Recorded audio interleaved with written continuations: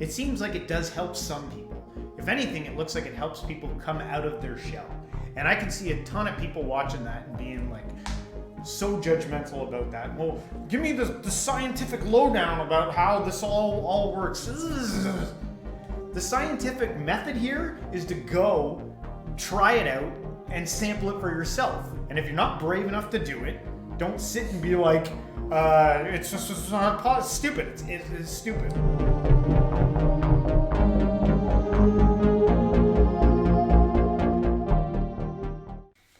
All right, folks, I hope you brought your open mind for this one today. We're going to be taking a look at Kundalini.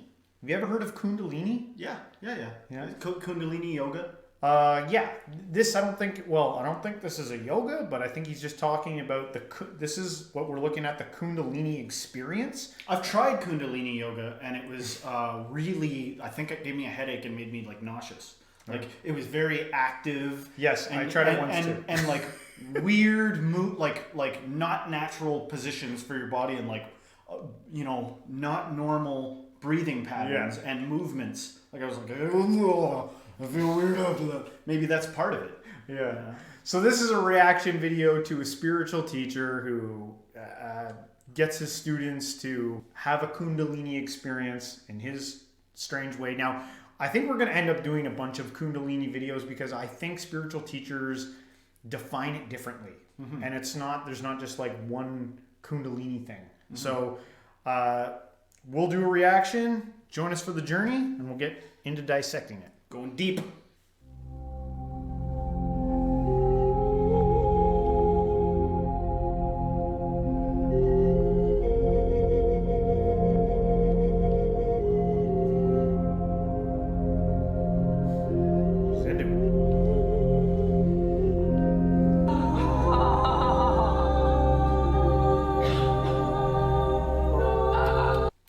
Shaking thing. That shaking thing keeps presenting itself as part of this somehow, right? Have you ever tried to do that? Have you ever, back when I was watching a lot of Elliot Hulse, he talked a lot about like doing different things to like break out of your patterns, right? Like it's bioenergetic, like jumping up and down and to like I don't know. I think this whole thing is that people are so like emotionally and like physically constipated. They're so like, they feel so weighed down by how they think they ought to be that they don't have the freedom to express themselves. And so I think part of this is kind of like breaking out of that. Express yourselves. Imagine somebody that's like very timid, like, doesn't feel free, feels wound up tight. Yeah. I'm telling you, man, go into your basement and like scream at the top of your lungs. Like when no one's around, you're not gonna scare people. Like, one thing you can do, I literally did this once, is like I gagged myself. Like I felt all this tightness in here and I literally just, and that's like things loosen up. Yeah. It's okay, man. We're looking at weird stuff already. Yeah. So I'm just saying, shaking and making sounds. Hey, man, I've done weird shit, man. Like, and movement. Check out bioenergetics, by the way. All right, let's keep going.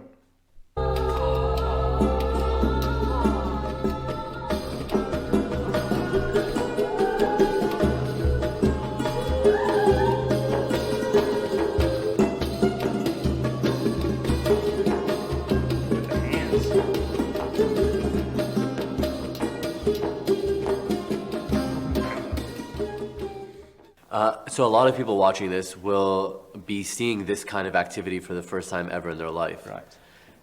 Well, sorry about that. Because it's a bit of a shock to the system. And it might be hard to believe. What would you say to those people? They won't believe it. But there's nothing I can say. I've got old friends who are mathematicians and scientists, and they work in the finance industry.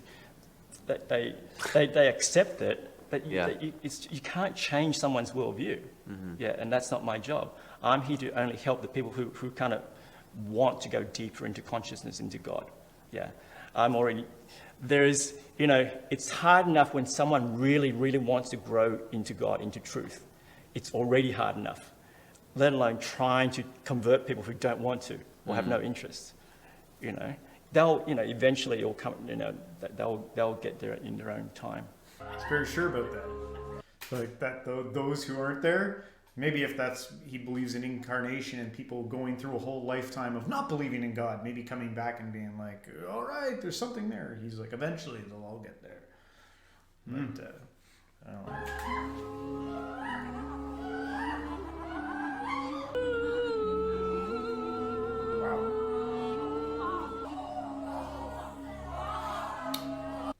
The hand stuff and looking like he's manipulating something, in like in a other dimension or something like that. That reminds me of kind of like Reiki or something like that. Like there's an energy field that you can do things in. Yeah. That one's, I can get behind something like, I could get behind this too, but what I'm saying is it's easier for me to accept something like bioenergetics where you're shaking and you're allowing yourself to move in ways you wouldn't normally move because it's physical. It breaks up the energetic holding patterns in your body. There's like a real, all you have to do is try it and then you can see like, okay, that was interesting, that was different, and I do feel a little more calm or whatever now. The things where they're changing something in another place is just harder for me to like on the face of it accept. And that being said, I've gone to Reiki things and had interesting experiences where it's all about somebody putting their hands on you and working in energetic fields. Yeah, I think one of the Reiki things I went to, it was like a psychedelic. It was a combination of the music going and the incense or whatever that was there. It was a combination of all of it, and I got an effect. But it's on the face of it, you can't see what he's doing. And maybe some people with like a higher awareness can see colors or something happening. But for our eyes, it just looks like a person doing something, and he's doing it at them. Yeah, Yeah. What's that about? Yeah, I'd say I don't know. CAP stands for Kundalini Activation Process, and if all of this looks like a scene from a 70s hippie commune, listen to what CAP creator Venet Wong has to say. When you see them moving and shaking, and especially when you see it live in person for the first time, you just go, whoa, the people, and then I might have some demonstration, people in the front, and then people go, wow, what was going on inside? And the people in the demo, and they go, nothing. Wait a minute, they're all women.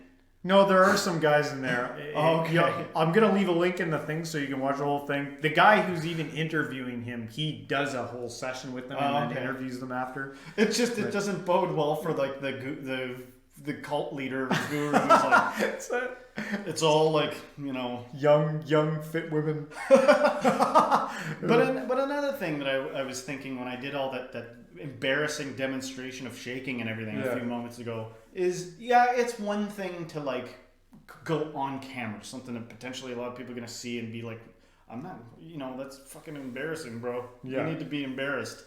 Understandable. But it's sad for me to think of somebody who's at home who might be intrigued by something like this that can't even by themselves try something. No, that's, I can't do that. That's friggin' lame. Yeah. Not even when anyone's looking. Yeah. Man, just bring that to your awareness. What's going on? Yeah. Why not? Nobody can see you. You're alone. No one can see you. Internally, nothing's going on. You're just resting as the witness, and your body's just moving and shaking. Yeah, and you could be even crying and screaming, and even the crying, there's often no story attached. So, I was crying. It's really sad, and wailing even. But what was it about? Nothing. It was just like emotions being released or energy moving through the body. Somebody told me yesterday that it's very pleasurable too. Yes. Tell me about that. Sensual energy can move through sexual energy. That can happen. And so that's the sort of sensual, sexual aspect of it, that energy. Not everyone has it. Certain people tap into that. And so for people who don't understand, what is Kundalini? Okay, listen here. This is going to give his definition of it. People watching this with hands above the video screen, guys. Kundalini, it can be used in different terms, and there's no fixed definition of it. Most people refer to Kundalini as just the self-will practices where you're generating energy, Kundalini yoga, where or, the Taoist sexual practices, raising the energy up, the chi, Kundalini chi, life force is all the same thing. Now, most practices are self-will. You use determination and your consciousness and will to move energy, generate your own energy. This is different. This is a transmission of energy and from one consciousness to another. And so it's almost a downward, the other one's an upward driving energy. This is more a downward descending spirit force. And it's closer to Shaktipat. In India, they call it Shaktipat. Yeah. And it's just given. Yeah. Isn't that usually when the guru initiates their student? Yeah, you could. Yeah, in India they use the guru, devotee thing, but it's really just conscious transmission from one being to another, and really that happens. What's the being? That's what I don't get. I don't know if he's talking about the universal like oneness source, but he's talking about a transmission where normally you're transmitting your energy upward. Now he's saying it's coming downward from somewhere. What's it coming from? I wasn't paying attention. I was thinking about a joke about like somebody watching this and just being like, I'll stick to my hard whiskey at the end of the day. I'm not doing any of this stuff. I'll just poison my liver every day. And by the way, with no judgment, been there, done that. Been there, done it. Yeah. But there's other ways, There's, I think, I hope.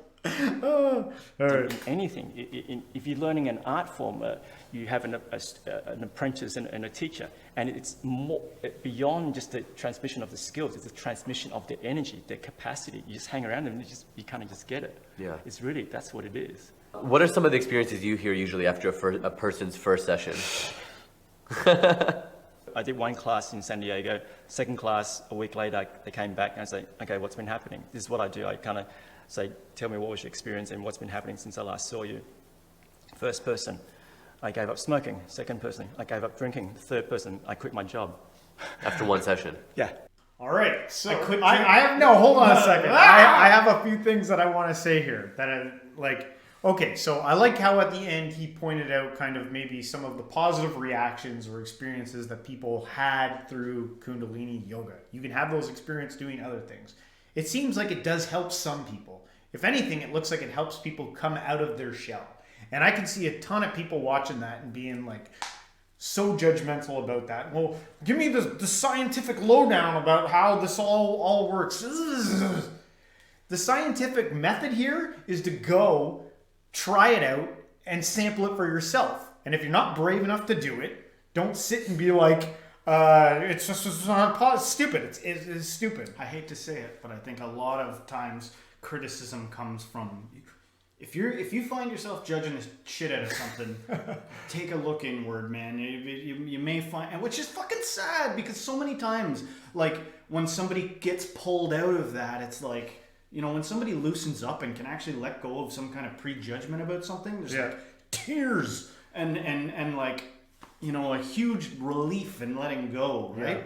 But for sure, there's lots of fodder. I want to make fun of it. I want to say all kinds of funny because it is fucking funny. Yeah, so there's got to be room for making fun of shit too. Yes. It ain't real if you can't make fun of it too. Yeah. I was just talking about coming from an ultra critical spot. Like go do some sampling yourself before you come up with a conclusion already in your mind about it. Yeah. But then the other thing is, when he's listing off the stuff, he's like, I had one person quit smoking, I had one person quit drinking, I had one person quit their job. That's where people are like, what the why is that good? Why is it good to quit your job?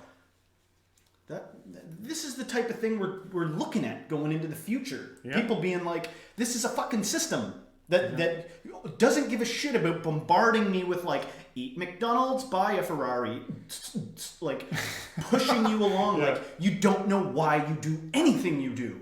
Yeah. And when you're breaking out of this shit, now these are a group of people too. They could just be recruiting people with nonsense. Yeah. Yeah. But I like what you said there of go try it, man. Yeah. If you're such a scientist. And I haven't done it. I have not gone, so maybe I need to go look up the nearest Kundalini spot. People don't do stuff for no reason. Yeah. And, I bore my reasons for finding some interest in some of this stuff earlier. Yeah. You see for yourself, man. Yeah. All right, well, what do you guys think about Kundalini Yoga? If there's something that you know and you can pass on to us, communicate through the comments, let us know, please. And if you like this episode, please hit the like, subscribe, share with a friend, and everybody, until next time, stay spiritual.